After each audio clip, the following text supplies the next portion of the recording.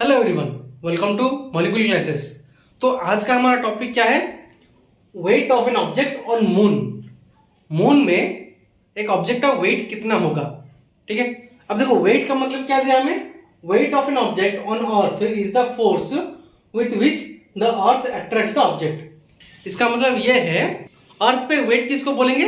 एक फोर्स को, जितना फोर्स वो लगाएगा अट्रैक्ट करने के लिए, एक ऑब्जेक्ट को अट्रैक्ट करने के लिए जितना फोर्स वो अप्लाई करेगा उसी को हम क्या बोलते हैं? वेट ऑफ एन ऑब्जेक्ट अर्थ में। वैसे ही मून में भी wait of an object on moon is the force with which the moon attracts the object. मतलब जितना फोर्स हम एक ऑब्जेक्ट को लगाते हैं अट्रैक्ट करने के लिए मून पे, उसी को हम बोलते हैं weight of an object on moon, ठीक है। जितना फोर्स एक ऑब्जेक्ट को अट्रैक्ट करने के लिए लगेगा, कहां पे? अगर अर्थ में लगा, अगर अर्थ उतना फोर्स अप्लाई किया तो क्या होगा? वो wait of an object on अर्थ। अगर एक फोर्स अप्लाई किया गया मून पे एक ऑब्जेक्ट को अट्रैक्ट करने के लिए, तो वो क्या होगा? Wait of an object on moon. अब हम इसका एक रेशियो देखेंगे 1/6। ये जो 1/6 रेशियो आया, इसका कैसे आया और एक ऑब्जेक्ट का वेट मून पे कैसे होगा और अर्थ पे कैसे होगा, अब हम उसको डिराइव करेंगे, ठीक है।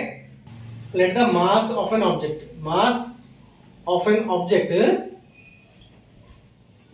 बी m, ठीक है। एक ऑब्जेक्ट का मास कितना लिया हम? m लिए, ठीक है। फिर क्या लेंगे? वेट ऑन मून w लिए। वेट ऑन मून क्या लिया हम? m लिए, ठीक है। फिर क्या आया? Radius of moon equal to r लिए। क्या लिखेंगे? ऑन मून इसका वेट क्या होगा?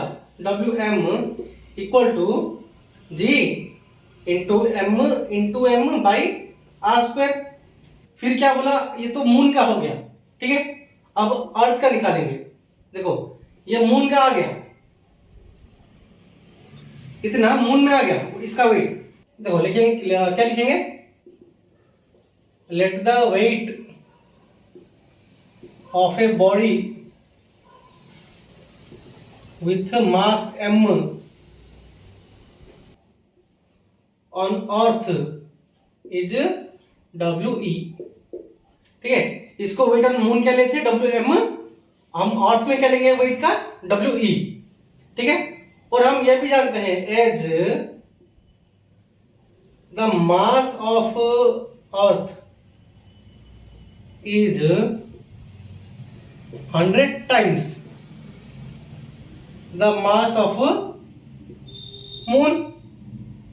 ये एक पॉइंट हुआ, और एक पॉइंट क्या होगा?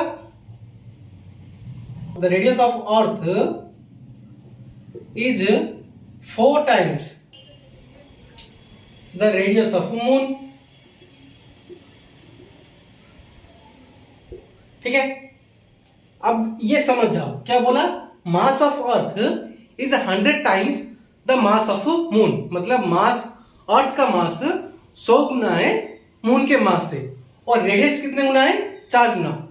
अर्थ का रेडियस मून के रेडियस से कंपेयर करो तो 4 गुना ज्यादा है किसका? अर्थ का रेडियस, ठीक है। तो अभी जैसे ऑन मून का निकाले थे वेट, वैसे ही on earth we equal to g into 100m।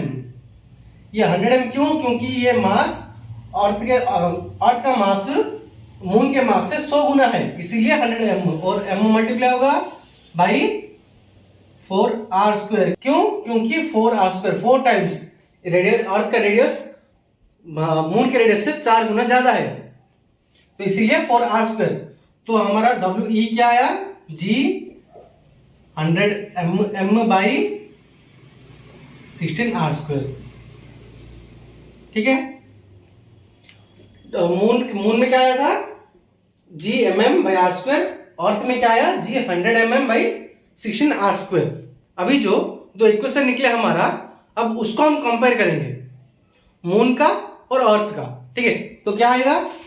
On moon में क्या आया था हमारा? Wm equal to g m by are square ये आया था।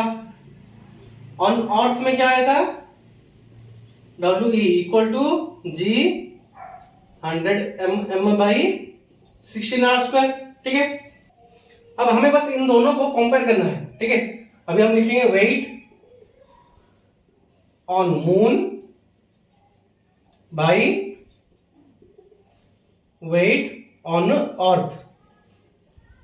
बस ऐसे ही हम मून और weight on moon weight on earth का इक्वेशन निकालेंगे। देखो क्या आया, g mm by are square by जी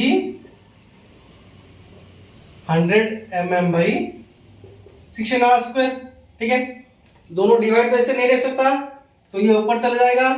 ऊपर जाने के बाद क्या होगा, G mm by are square multiply 16 are square by ji 100 into mm।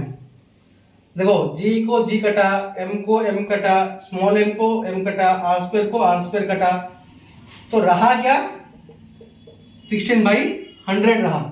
अब इसको काटो, क्या आएगा, देखो 16 1 जा 16, 16 6 जा 96, 96 का 4 रहा, डेसिमल दो तो 40, 16 2 जा 32, मतलब 6.2 आता है। ठीक है, 6.2 अप्रोक्सीमेटली हमारा क्या आएगा, 6 आएगा। ठीक है, आंसर क्या आएगा 1/6। ठीक है, तो अब ये जो 1/6 आया इसका मतलब क्या है, वेट ऑन मून, यहां लिख सकते हो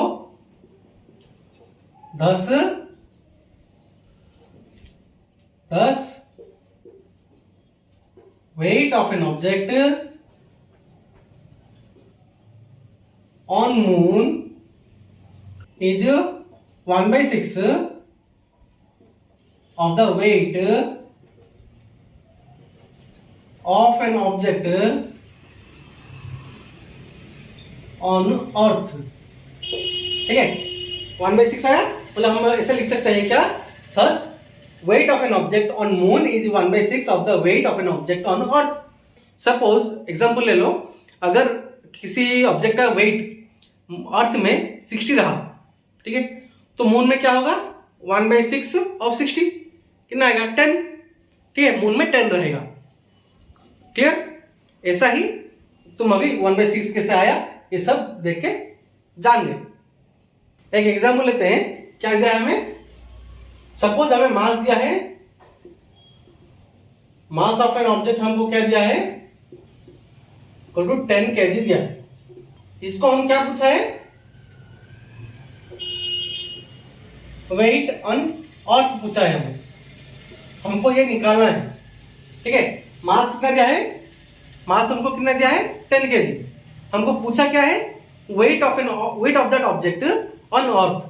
ठीक है, अब weight of an object on earth इसका मतलब क्या है, हम ये भी जानते हैं weight of an object is the force with which it helps to attract the object. इसका मतलब वेट का मतलब क्या हुआ, फोर्स हुआ। ठीक है, अब हम जानते हैं force equal to m a है ना, force equal to m a ये हम जानते हैं, लेकिन इधर तो ए नहीं होगा, इधर क्या होगा स्मॉल जी होगा। क्यों, एक्सीलरेशन ड्यू टू ग्रेविटी, इसीलिए ए जी ए ना लिख के हम उसको क्या लिखेंगे, उसको जी लिखेंगे, मतलब वेट इक्वल टू, ठीक है, मतलब F इक्वल टू हमारा एम ए था, हम ये जानते हैं। ठीक है, लेकिन इधर F जो है ये वेट हुआ ना, weight equal to m a होगा, लेकिन इधर तो ए नहीं होगा, इधर क्या होगा जी होगा। क्यों, क्योंकि इधर तो ग्रेविटेशन हुआ, एक्सीलरेशन ड्यू टू ग्रेविटी, तो W equal to m g, ये होगा फॉर्मूला। तो W equal to m g, हमको ये पूछा है वेट, मास कितना दिया हमें 10 kg, तो इधर अभी जी आया, जी का वैल्यू क्या है 9.8 मीटर पर सेकेंड स्क्वायर। देखो इधर मल्टीप्लाई हुआ 9.8, तो क्या आया 98 न्यूटन। ठीक है, क्लियर, इसका वेट अगर पूछा होगा mass on object equal to 10 kg, find the weight on earth, तो इसका ऐसे निकालोगे। ठीक है, weight equal to mass into acceleration due to gravity, mass हमको दिया है 10, एक्सेलरेशन ड्यू टू ग्रेविटी हम जानते हैं इसका वैल्यू 9.8, तो मल्टीप्लाई करो कितना है 98 न्यूटन। ठीक है, ऐसा ही बाकी सब सॉल्व कर सकते हो। तो आज के लिए इतना ही। अगर वीडियो अच्छी लगी, कुछ समझ में आया तो अपने दोस्तों के साथ शेयर करो। Thanks for watching and be kind to animals, help them, care them.